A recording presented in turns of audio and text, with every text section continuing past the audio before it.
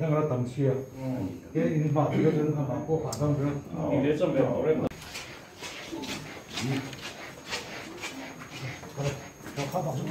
không rồi cơ không cũng demo NBCCC thì hay cái gì cũng là cái chairman cái này industry nó bắt đầu có cái cho anh puto là gì putin là gì còn cái puto là gì ô sáng sáng anh nhớ rằng chúng ta có rất là cái chung Mizoram Happy Mobile này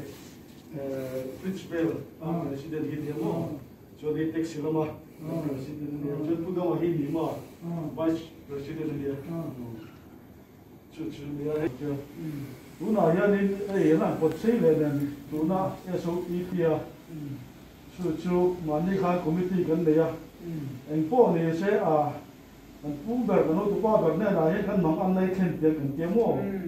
chú khăn nóng ăn bảo cho anh bên này cái đi, in đây ta bên còn xe là anh tiêu mua, chú tụi qua chúng nó bùi tiêu đâu được anh em na hết khăn tiêu chỉ là biết tiêu đâu anh chú cha anh rồi nó